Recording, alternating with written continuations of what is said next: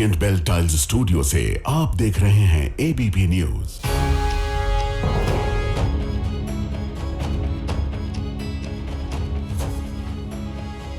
नमस्कार, मैं हूं प्रतिमा मिश्रा। दिन की हर बड़ी खबर के साथ आइए शुरू करते हैं भारत की बात। शुरुआत उन खबरों से जिन पर विस्तार से करेंगे चर्चा।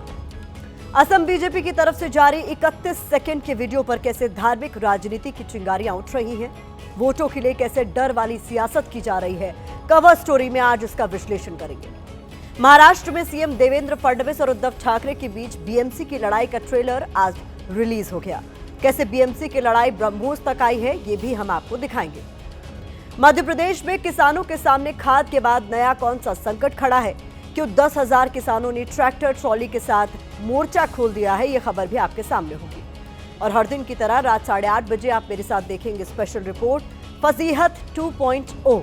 तो आइए शुरुआत करते हैं और सबसे पहले बात धर्म वाली सियासत की करेंगे, क्योंकि आजादी के 78 साल बाद भी हमारे नेता धर्म को ही चुनावी जीत का सबसे बड़ा शस्त्र मानते हैं। यही वजह है कि बिहार विधानसभा चुनाव में सभी पार्टियों के नेता हिंदू मुसलमान वाले धार्मिक कार्ड के सहारे सत्ता की मंजिल तक पहुंचने की कोशिश कर रहे हैं। इसके अलावा 2026 में जैसा कि आप जानते हैं कि असम में भी विधानसभा के चुनाव होने हैं और उसको लेकर अभी से ही धर्म वाली पिच तैयार की जाने लगी है। असम बीजेपी ने इसकी शुरुआत 31 सेकंड के इस एआई वीडियो के साथ की है। ये वीडियो बीते 24 घंटे से सोशल मीडिया पर जमकर वायरल हो रहा है। इस वीडियो के बहाने असम बीजेपी ने किसे और क्या संकेत देने की कोशिश की है, इसका विश्लेषण करने से पहले आपको असम से लेकर बिहार तक धर्म के इर्द गिर्द घूम रही सियासत का चरित्र दिखाते हैं। बिहार में महागठबंधन के नेताओं की राजनीति के केंद्र में मुसलमान है। महागठबंधन सभी मुसलमानों को साथ जोड़ने में जुटा है। उधर एआईएमआईएम अध्यक्ष असदुद्दीन ओवैसी मुसलमानों को महागठबंधन का डर दिखा रहे हैं। महागठबंधन पर मुसलमानों के सहारे वोट बैंक की राजनीति करने का आरोप लगा रहे हैं। वहीं जनसुराज पार्टी के संस्थापक प्रशांत किशोर, जो हिंदू और मुसलमान दोनों से किसी के झांसे में नहीं आने की अपील कर रहे हैं, वो भी अपनी राजनीति को धर्म के सहारे ही परवान चढ़ा रहे हैं। यानी सत्ता पक्ष से लेकर विपक्ष तक सबकी राजनीति के केंद्र में धर्म एक बड़ा फैक्टर नजर आ रहा है। लेकिन पहले बात असम बीजेपी के अलग अलग भड़काऊ वीडियो पर उठ रही सियासी चिंगारियों की करते हैं। असम बीजेपी के एक्स हैंडल पर ऐसे कई वीडियोस शेयर किए गए हैं, लेकिन आपके टीवी स्क्रीन पर जो वीडियो है, नया सियासी तूफान इसी पर खड़ा हुआ है। इस वीडियो से असम बीजेपी ने क्या दिखाने की कोशिश की है, आप वो समझिए। वीडियो पोस्ट करने के साथ लिखा है कि हम पाईजान के इस सपने को सच नहीं होने देंगे। वीडियो में भाईजान को पाईजान लिखा गया है। वीडियो को टाइटल दिया गया है बिना बीजेपी के असम। वीडियो के जरिए बीजेपी संकेत देना चाहती है कि अगर वो राज्य की सत्ता में नहीं होगी तो मुसलमानों की आबादी बेतहाशा बढ़ जाएगी। असम में बीजेपी की सरकार नहीं होगी तो बीफ काटना बेचना वैध हो जाएगा। असम में बीजेपी की सरकार नहीं होगी तो एयरपोर्ट से लेकर चाय बागानों, स्पोर्ट्स स्टेडियम और टूरिस्ट प्लेसेस तक हर तरफ मुसलमानों की भीड़ नजर आएगी। वीडियो में पाकिस्तान लिंक पार्टी के जरिए कांग्रेस पर हमला बोला गया है। वीडियो के आखिर में लिखा है चूज योर वोट केयरफुली, यानी अपना वोट सावधानी से चुनें। वैसे असम के मुख्यमंत्री हिमंता बिस्वा शर्मा दावा कर चुके हैं कि 2041 तक असम में मुसलमानों की आबादी हिंदुओं के बराबर हो जाएगी। आज उन्होंने ये भी पोस्ट किया है कि असम सनातन धर्म की भूमि है, यानी वो खुलकर धर्म की राजनीति को धार दे रहे हैं। उधर जैसे ही असम बीजेपी का वीडियो वायरल हुआ, विपक्ष ने इस पर जोरदार हमला शुरू कर दिया। विपक्ष सवाल पूछ रहा है कि क्या असम बीजेपी का वीडियो धार्मिक भावनाएं भड़काने वाला नहीं है? क्या असम बीजेपी देश को धार्मिक आधार पर बांटने की कोशिश कर रही है? क्या धर्मनिरपेक्ष देश में धर्म विशेष के खिलाफ इस तरह का नकारात्मक प्रचार किया जा सकता है? क्यों चुनाव आयोग असम बीजेपी के वीडियो पर संज्ञान नहीं ले रहा? इस वीडियो पर एआईएमआईएम के अध्यक्ष असदुद्दीन ओवैसी ने भी एबीपी न्यूज से एक्सक्लूसिव बातचीत में अपनी राय रखी है। ओवैसी ने वीडियो के बहाने बीजेपी की देशभक्ति पर सवाल उठा दिया। ये ऐसे बाकड़े पहलवान हैं कि क्रिकेट मैच नहीं रोक सकते पाकिस्तान से। इतने बहादुर हैं ये लोग। आतंकवाद से मुकाबला कहां कर पाएंगे? तुम पाकिस्तान से क्रिकेट मैच खेल रहे हो, जो दोबारा फिर भारत में आतंकवाद के हमले करवाएगा। कोई रोक सकता है? और आप बात कर रहे हैं हमारे क्रिकेटर्स पर हमको फख्र और नाज है। हमारी शिकायत क्रिकेटर से नहीं है, हमारी शिकायत सरकार से है जो उनको परमिशन दी पाकिस्तान से खेलने के लिए, इसमें खामखा क्रिकेटर्स को हम ला रहे हैं। उनको क्यों इस्तेमाल कर रही सरकार? परमिशन तो आपने दिया ना। तो क्या पाकिस्तान ने आपको लिख कर दिया या कोई वर्बल एश्योरेंस दिया या चीन ने कह दिया आपको कि भारत में आतंकवाद के हमले नहीं होंगे? क्या आपने कह दिया? अरे हम कैसे भूलें जो पहलगाम में जो दर्दनाक नजारे सारे देश ने देखे। यकीनन हमने ऑपरेशन सिंदूर किया, मगर इसका यह मतलब तो नहीं। और तीसरी बात, मल्टीलैटरल कह रहे हैं ना, बायलैटरल नहीं खेलेंगे। तो फिर ये Pakistan Indus water treaty bilateral नहीं है? 80% पानी हम रोक रहे हैं। क्या मजाक कर रहे हैं? नेशनलिज्म का, देशभक्ति का मतलब ये नहीं है कि सिर्फ चुनाव में आप बात करें। विपक्ष के नेताओं ने असम बीजेपी के वीडियो पर सवाल उठाने के साथ कुछ मुस्लिम देशों के उदाहरण भी दिए। इनमें वो देश शामिल हैं जहां दुनिया की सबसे ज्यादा मुस्लिम आबादी रहती है। बावजूद इसके इन देशों में हिंदुओं के त्योहार और हिंदू परंपरा निभाई जाती है। जैसे इंडोनेशिया दुनिया में 87% के साथ बड़ी मुस्लिम आबादी वाला देश है। यहाँ कई ऐतिहासिक हिंदू मंदिर हैं। यहाँ रामायण का मंचन होता है। इसके अलावा भगवान विष्णु की सवारी गरुड़ को यहाँ के राष्ट्रीय प्रतीक में स्थान दिया गया है। मलेशिया 64% मुस्लिम आबादी वाला देश है। यहाँ करीब 2300 हिंदू मंदिर हैं। बहरीन यहाँ की 99.8% आबादी मुसलमान है। यहाँ 200 साल पुराने हिंदू मंदिर आज भी मौजूद हैं। इसके अलावा एक देश ओमान है जहाँ 95% मुसलमान आबादी है, जहां सैकड़ों साल पुराने शिव मंदिर आज भी शान से खड़े हैं। ऐसे में अगर भारत में मुसलमानों की आबादी बढ़ती है तो हिंदू धर्म और हिंदुओं को क्या खतरा हो सकता है? विपक्ष यही सवाल पूछ रहा है। असम बीजेपी के वीडियो पर कांग्रेस की ओर से कहा गया है कि बीजेपी एक राष्ट्रीय पार्टी होने के बावजूद एक समुदाय के खिलाफ नफरत भड़का रही है। AIMIM के अध्यक्ष ओवैसी ने लिखा है कि बीजेपी का सपना मुस्लिम मुक्त भारत है। यह हिंदुत्व विचारधारा का असली रूप है। अखिलेश यादव ने वीडियो पर कहा है कि अगर भाईचारा बचाना है तो बीजेपी को हटाओ। इंडियन यूनियन मुस्लिम लीग के नेता तौसिफ हुसैन ने कहा है कि हेमंता सरकार के पास रोजगार और विकास के नाम पर बताने के लिए कुछ नहीं है, इसलिए नफरत भड़का रहे हैं। तो बीजेपी नेता शाहनवाज हुसैन ने कहा है कि देश में असम हो या फिर बिहार या कहीं और, घुसपैठियों की कोई जगह नहीं है। ये कोई धर्मशाला थोड़ी ही है। आप एक पूरे समुदाय के खिलाफ जहर उगल रहे हैं, नफरत भड़का रहे हैं, इस तरह की बात लिख रहे हैं। ये तो पूरी तरह से गैर संवैधानिक है। स्वतः संज्ञान कोर्ट्स को और जो संस्थाएं हैं लोकतंत्र को सुरक्षित रखने के लिए उनको लेना चाहिए। ये घुसपैठियों का कोई स्थान नहीं, आसाम हो या बिहार हो या बंगाल हो। अब ये भारत कोई धर्मशाला थोड़ी है जो कोई आके यहाँ रहेगा। जो घुसपैठिए हैं उनको अपने देश जाना होगा, ये मोदी की गारंटी। और हम लोग कई को भेज भी चुके हैं। हमारी खूबसूरती है कि हम इतने साथ लोग मिलकर के रहते हैं। उसी के खिलाफ है ये भारतीय जनता पार्टी के लोग। और टेक्नोलॉजी का इस्तेमाल होना चाहिए अच्छाई के लिए, ये बुराई के लिए इस्तेमाल कर रहे हैं। ये सिर्फ ये इनका एजेंडा नहीं है, ये इनका फेलियर का एक बहुत बड़ा प्रमाण है। और पूरा इंडिया को मालूम है कि इंडिया का ऐसा कोई स्टेट नहीं है जम्मू एंड कश्मीर को छोड़ के जहाँ पे मुसलमानों की तादाद 91% है। और ये खुला झूठ है। इससे ये मालूम होता है ये एक स्पष्ट प्रयास है बीजेपी का हमारे एकता को तोड़ने का। ये सब वीडियोस बना के पूरे भारत में एक गलत मैसेज सेंड कर रहे हैं। और हम चाहते हैं कि सरकार, बीजेपी सरकार सिटीजनशिप अमेंडमेंट एक्ट को हमारे असम में इम्प्लीमेंट ना करे। तो वीडियो पॉलिटिक्स के बीच अब फिर से उस सवाल पर लौटते हैं जिसके केंद्र में धर्म वाली सियासत है। हमने देश में जारी धर्म वाली सियासत पर भारत की बात का विश्लेषण तैयार किया है। इस विश्लेषण में एक तरफ 2025 का इंडिया है और दूसरी तरफ राजनीति का भारत है। 2025 का India international space station ISS तक पहुंच चुका है, लेकिन राजनीति वाला भारत अब भी हिंदू मुसलमान के धर्म युद्ध में फंसा हुआ है। 2025 का इंडिया विकसित देश का सपना देखता है। राजनीति का भारत हिंदू मुस्लिम वोटों की जोड़तोड़ में जुटा हुआ है। 2025 का इंडिया दुनिया की तीसरी सबसे बड़ी अर्थव्यवस्था बनने का संकल्प लेता है। राजनीति का भारत धर्म को ही सत्ता की धुरी बनाने की कोशिश करता है। इस धर्म वाली सियासत के बीच दलितों, शोषितों और गरीबों के उत्थान के लिए काम करने वाले समाज सुधारक पेरियार EV रामास्वामी का एक कथन याद आता है। उन्होंने कहा है कि देश की बर्बादी का हर वो व्यक्ति जिम्मेदार है जिसे लगता है कि शिक्षा, चिकित्सा और रोजगार से ज्यादा महत्वपूर्ण धार्मिक मुद्दे हैं। हालांकि हमारे नेता शायद ये बात नहीं समझते। तभी तो ओवैसी ने बिहार में महागठबंधन से गठबंधन के लिए 6 सीटें क्या मांगी। प्रदेश की राजनीति में धर्म वाली राजनीति के जुबानी शोले उठने हो गए। बिहार की जनता को ये पता तो चल जाए कि हमारे 4 विधायक को आपने लूट लिया तो कयामत नहीं गिरी। तो उसके बावजूद भी हम कह रहे हैं कि बीजेपी को तुम रोकना चाहते ना, चलो बात करो। अब और क्या करेंगे? तेलंगाना से आते हैं, हैदराबाद की 8 सीट के अलावा 9वीं सीट पर क्यों नहीं चुनाव लड़ते हैं कि जहाँ जहाँ सेकुलर ताकतें मजबूत हैं वहाँ पर आप थोक भाव से चुनाव लड़ने के लिए आतुर हो जाते हैं। मैं उनको सेकुलर मानता ही नहीं हूँ।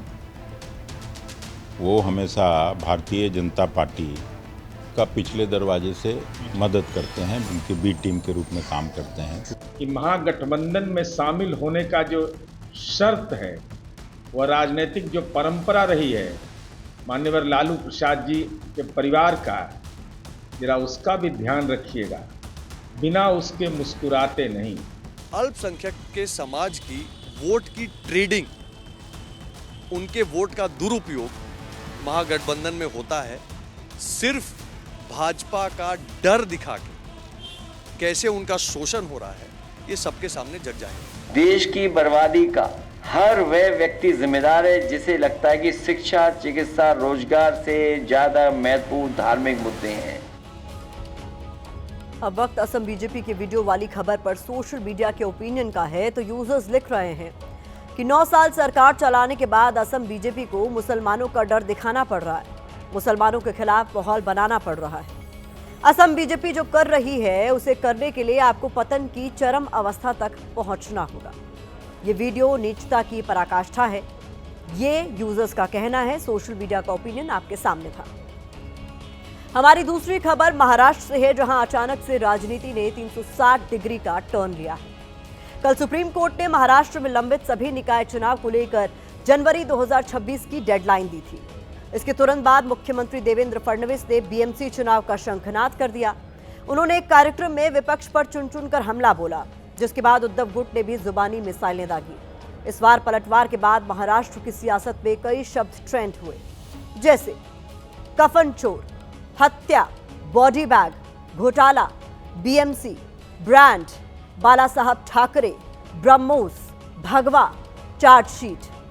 ये शब्द ही बताने के लिए काफी हैं कि बीएमसी की लड़ाई इस बार कहां तक जाने वाली है। छत्रपति शिवाजी महाराज की।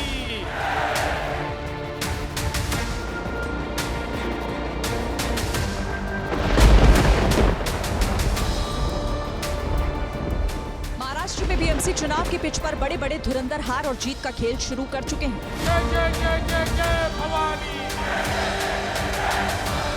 पहली गेंद फेंकी है बीजेपी ने। वर्ली के सरदार वल्लभ भाई पटेल स्टेडियम में हुए बीजेपी के विजय संकल्प मेलावा कार्यक्रम की तस्वीरें देख लीजिए। नरेंद्र दामोदर दास मोदी है। कार्यक्रम में सीएम फडणवीस भी थे। बात बीएमसी से शुरू हुई और उद्धव कफन चोर कोरोना से होते हुए अच्छा सिला दिया तूने मेरे प्यार तक पहुंच गई। त्या मुंबईकरांचं ते शव ज्या बॉडी बॅग मध्ये न्यायचं त्या बॉडी बॅग मध्ये ही घोटाळा केला, हे कफन चोर या ठिकाणी आम्हाला काय सांगणार। अच्छा सिला दिया तूने मेरे प्यार का, यार ने ही लूट लिया घर यार का। मुंबई ही महायुतीची मुंबई। बी से बोल, बी से बीएमसी, बी से बिसात और बी से ही ब्रांड। निकाय चुनाव के लिए जो बिसात बिछी है उसी पर अब ब्रांड और नॉन ब्रांड का जिक्र हो रहा है। हिंदू हृदय सम्राट शिवसेना प्रमुख बाळासाहेब ठाकरे हा ब्रँड होता, तुम्ही ब्रँड नाही आहे। उद्धवजींच्या शिवसेनेला फडणवीस ने उद्धव पर जुबानी बम गिराए तो उद्धव ठाकरे की पार्टी के नेता भी तुरंत एक्शन में आए। कहा हमारे पास भी ब्रह्मोस मिसाइल है। बीएमसी में हमारे काम की तारीफ तो सुप्रीम कोर्ट और WHO कर चुके हैं, आप तो चीज ही क्या है। आदरणीय देवेंद्र फडणवीस जी, आप कह रहे हैं कि आपके पास ब्रह्मोस मिसाइल है, तो हमारे पास भी मुंबई करों के आशीर्वाद रूपी ब्रह्मास्त्र मिसाइल है। इतने भी ताकत लगा लीजिए, मुंबई महानगर पालिका शिवसेना ही जीतेगी, भगवा शिवसेना का ही लहराएगा। महानगर पालिके अभी तक जुबानी लड़ाई के 2 ही किरदार थे, एक देवेंद्र फडणवीस और दूसरे उद्धव गुट के नेता आनंद दुबे। इसके बाद तीसरे किरदार की एंट्री हुई। सियासी किरदार का नाम है सुप्रिया सुले। सुनिए उन्होंने मुख्यमंत्री जी को क्या नसीहत दी है। असे आरोप प्रत्यारोप करणं आणि अशा गोष्टींवर त्यांच्याकडून मला अपेक्षा नव्हती. कारण का जर काही चुकीचं झालं असेल, जे मीही केलं असेल म्हणजे कुणाबद्दलही, तर आरोप करण्यापेक्षा इन्क्वायरी लावा ना. सुप्रिया सुले ने हमला बोला ही था कि शिंदे गुट की भौहें तन गई. कह दिया हमारे पर सवाल कैसे उठा दिया, बस फिर क्या था. मंत्री शंभूराजे देसाई ने फडणवीस की एक एक बात को 100% सच बताते हुए उद्धव राज में हुए घोटालों का जिक्र कर लंबा छक्का मारा. जब भी कोविड हुआ था और डेड बॉडी कैरी बैग का घोटाला सामने आया था, जो कमेटी इंक्वायरी बैठी थी उसने वो इसके ऊपर फाइंडिंग्स निकाले कि उसमें फ्रॉड हुआ है, खिचड़ी का घोटाला हुआ है. ये ऑन रिकॉर्ड है, ये इंक्वायरी में सामने आया है. महाराष्ट्र में कई सालों से बीएमसी के चुनाव नहीं हुए हैं. अब सुप्रीम कोर्ट ने आदेश दिया है कि सभी लंबित निकाय चुनाव कराए जाएं. कोर्ट ने निकाय चुनाव जनवरी 2026 तक कराने का आदेश दिया. अब समय कम बचा है तो सियासी 2020 मैच शुरू हुआ है. बीएसटी को मार के आप बाइक टैक्सी लाना चाहते हैं, सिटी फ्लो बसेस चलाना चाहते हैं, प्राइवेटाइजेशन करना चाहते हैं. भाजपा की सरकार महाराष्ट्र की जो है वो मुंबई में बीएसटी को मारना चाहती है. विपक्ष के पास कोई एजेंडा नहीं है, कोई मुद्दा नहीं है. आने वाले इकाई में ये बीएमसी के चुनाव हो या लोकल बॉडी के चुनाव हो, इस सभी चुनाव में भारतीय जनता पार्टी के नेतृत्व में हमारी पूरी भारतीय जनता पार्टी और महायुति जीतेंगी. उद्धव ठाकरे पर राजनीतिक तंज कसते हुए देवेंद्र फडणवीस ने कहा कि बेस्ट सहकारी चुनावों को भी उद्धव ने राजनीतिक बना दिया था, लेकिन मराठी लोगों ने उन्हें उनकी जगह दिखा दी. निकाय चुनावों में भी उद्धव ठाकरे को जनता करारा जवाब देगी. निकाय चुनाव को लेकर महाराष्ट्र की राजनीति में 360 डिग्री का यू टर्न आया है. एक दूसरे को ब्रांड और नॉन ब्रांड के सर्टिफिकेट बांटे जा रहे हैं, जिसे देखकर लग रहा है कि बीएमसी चुनाव भी इस बार बेहद दिलचस्प होगा. वहीं बिहार से शुरू हुई मां के अपमान की लड़ाई महाराष्ट्र तक पहुंच गई है. मुंबई के शिवाजी पार्क में उद्धव ठाकरे की स्वर्गीय मां मीनाताई ठाकरे की प्रतिमा पर लाल स्याही फेंक दी गई. ये घटना आज सुबह 6 बजे हुई. देखते ही देखते खबर आग की तरफ फैल गई. इस घटना के बाद महाराष्ट्र नवनिर्माण सेना के अध्यक्ष राज ठाकरे दादर शिवाजी पार्क गए. मीनाताई ठाकरे की प्रतिमा पर स्याही फेंकने वाले की गिरफ्तारी के लिए पुलिस ने 8 टीमें बनाई. स्वर्गीय मीनाताई ठाकरे की प्रतिमा पर आज सुबह किसी अज्ञात शख्स ने रंग फेंक दिया था, जिसके बाद आप देख सकते हैं कि राज ठाकरे यहाँ पहुँचे हुए हैं. पुलिस दस्तक करती रही थी, पुलिस घूमती रही थी, कोई नहीं है देख के वो डाल के निकल गया है. जो व्यक्ति ने किया है उसका तो मैं निषेध करती हूँ. पुलिस लोग का तपास चालू है, कोई माथेपुर है कि जानबूझ के किया, वो शक अभी पुलिस लोग क्लियर करेंगे. जिसको अपने माता पिता का नाम लेने के लिए शर्म आती है, ऐसे लावारिस व्यक्ति ने ये किया होगा. शायद आज महाराष्ट्र में कुछ दंगा फसाद करने की किसी की साजिश या कोशिश होगी. हमारी अगली खबर देश के उस अन्नदाता से जुड़ी है जो अपनी किस्मत को कोस रहा है. उसके ऐसा करने की वजह हमारी देश की सरकारें और सिस्टम है, और इसी से परेशान होकर अब अन्नदाता मध्य प्रदेश की सड़कों पर उतर आया है. उज्जैन में हजारों किसानों ने ट्रैक्टर ट्रॉली लेकर प्रदर्शन किया. किसानों ने प्रदर्शन इसलिए किया क्योंकि उज्जैन में सिंहस्थ कुंभ होना है, और इसके लिए सरकार किसानों की जमीन अधिग्रहण कर रही है.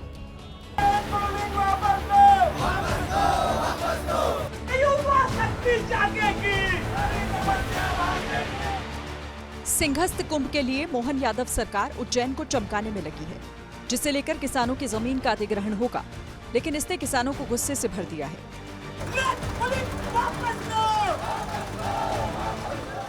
जहां तक नजर जाएगी वहां तक ट्रैक्टर्स की कतार नजर आ रही है, और इन किसानों की यही मांग है कि जो लैंड पूलिंग को लेकर के जो कानून आया है उसको वापस लिया जाना चाहिए. और इसी को लेकर के लगातार किसान संघ जो है संघर्ष कर रहा है, लगातार प्रोटेस्ट भी कर रहा है. हमारा कानून तुम्हारा नहीं चलेगा, नहीं चलेगा. लैंड पूलिंग वापस लो, वापस लो. अन्नदाता का ये गुस्सा एमपी सरकार की लैंड पूलिंग योजना को लेकर है, जिसका विरोध करने के लिए सैकड़ों किसान ट्रैक्टर ट्रॉली लेकर सड़कों पर उतर आए. युवा शक्ति जागेगी, सारी समस्या भागेगी. भारतीय किसान संघ के बैनर तले करीब 500 से ज्यादा ट्रैक्टर और 10,000 किसानों ने मोर्चा खोल दिया है. ट्रैक्टर रैली आगर रोड से होते हुए कलेक्टर कार्यालय तक गई। हम अपना अधिकार मांगते नहीं किसी से भी मांगते। 2028 में होने वाले सिंहस्थ कुंभ के लिए स्थायी कुंभ नगरी बसाने की योजना है। इसके लिए सरकार ने उज्जैन और इंदौर में करीब 1 लाख बीघा जमीन लैंड पूलिंग के जरिए अधिग्रहित करने का प्लान बनाया है। लैंड पूलिंग के तहत किसानों की 50% जमीन में स्थायी निर्माण किया जाएगा। अब किसान कह रहे हैं कि लैंड पूलिंग योजना किसानों की जमीन छीनने की साजिश है, जिसे वो नहीं होने देंगे। वक्त हमारी स्पेशल रिपोर्ट का है, लेकिन उससे पहले इस वक्त की बड़ी खबर आपको बता दें।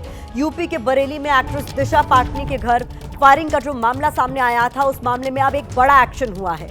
एनकाउंटर हुआ है जिसमें एसटीएफ ने दोनों हमलावरों को ढेर कर दिया है। मारे गए आरोपियों की पहचान रविंदर और अरुण के रूप में हुई है। यूपी पुलिस और हरियाणा एसटीएफ की ये संयुक्त कार्रवाई थी जिसमें दोनों आरोपियों को ढेर कर दिया गया है। ये इस वक्त की बड़ी खबर है। आपको बता दें, एक्ट्रेस दिशा पाटनी के बरेली स्थित घर पर इनकी ओर से फायरिंग की गई थी, एक मैसेज देने की कोशिश की गई थी। उसके बाद लॉ एंड ऑर्डर को लेकर तमाम तरह के सवाल उठ रहे थे, लेकिन इस बीच ये बड़ी खबर सामने आ रही है कि यूपी के बरेली में जो दिशा पाटनी के घर पर फायरिंग का मामला था, उस मामले में अब बड़ा एक्शन हुआ है। एनकाउंटर हुआ है जिसमें एसटीएफ ने दोनों हमलावरों को ढेर कर दिया है। पहले जानकारी आ रही थी कि एनकाउंटर में ये दोनों ही आरोपी बुरी तरीके से जख्मी हुए हैं, लेकिन अब खबर सामने आ रही है कि इन्हें ढेर कर दिया गया है। मारे गए आरोपियों की पहचान भी कर ली गई है। इनके नाम रविंदर और अरुण बताया जा रहा है। तो यूपी पुलिस और हरियाणा एसटीएफ ने मिलकर ये कार्रवाई की है। इस संयुक्त कार्रवाई में दोनों ही आरोपी मारे गए हैं। 12 सितंबर को एक्ट्रेस दिशा पाटनी के बरेली स्थित घर पर इनकी ओर से फायरिंग की गई थी और इसके बाद अब इन आरोपियों का हिसाब हुआ है। एनकाउंटर में इन दोनों ही आरोपियों को ढेर कर दिया गया है। हमारे सहयोगी विवेक राय ज्यादा जानकारी के साथ जुड़ रहे हैं। विवेक, जिस तरीके से दिशा पाटनी के घर पर फायरिंग का मामला सामने आया था, उसके बाद लॉ एंड ऑर्डर को लेकर तमाम तरह के सवाल पूछे जा रहे थे और अब ये बड़ी कार्रवाई। बिल्कुल, देखिए, जब से मामला निकल के सामने आया था तब से दिशा पाटनी के घर पर तो तमाम पुलिस की फोर्स की वो तैनाती थी। मुख्यमंत्री ने भी परिवार से बातचीत की थी और इस बात का आश्वासन दिया था कि जो भी दोषी है उनको बख्शा नहीं जाएगा। एसटीएफ की टीमों को लगाया गया था और एसटीएफ की टीमें पिछले 3-4 दिनों से लगातार अलग अलग जगहों पर कैंप कर रही थी और इसमें जो चीज निकल के सामने आई थी, किसी गोल्डी बरार का गैंग से जुड़ा होने का नाम निकल के सामने आया। उसके बाद उसी हिसाब से जो तफ्तीश है वो हुई और निकल के सामने आया कि 2 आरोपी इसमें हैं, जिसमें एक रविंदर जो कि रोहतक का रहने वाला है और अरुण जो कि सोनीपत का रहने वाला है।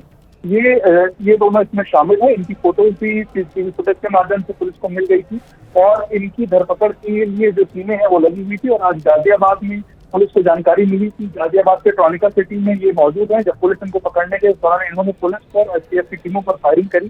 पुलिस की जवाबी फायरिंग में इनको जो है ये चोटें हुए हैं, तो उसके बाद इनको जो अस्पताल ले जाएगा। हालांकि डॉक्टरों ने इनको जो है मृत घोषित कर दिया।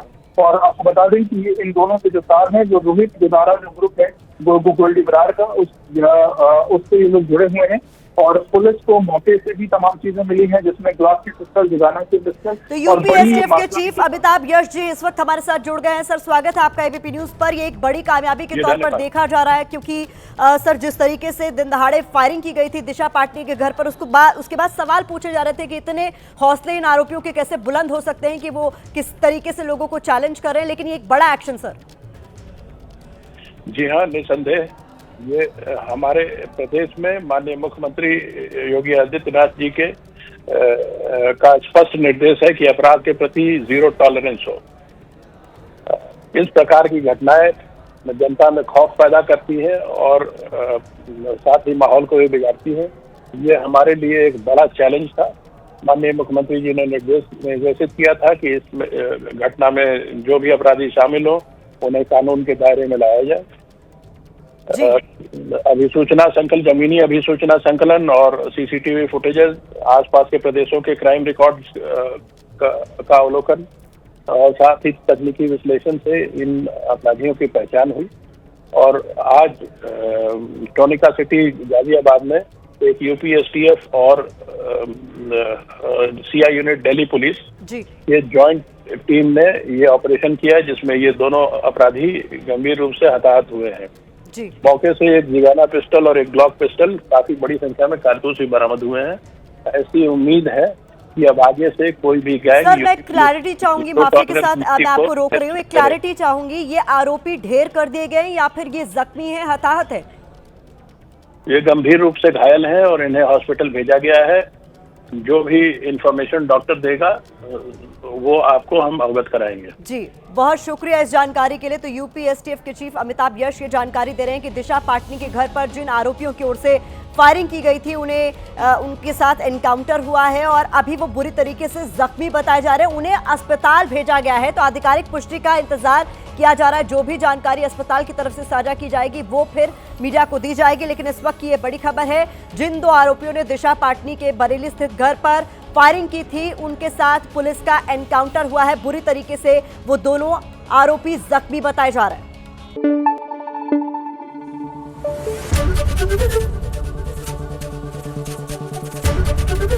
एबीपी न्यूज आपको रखे आगे।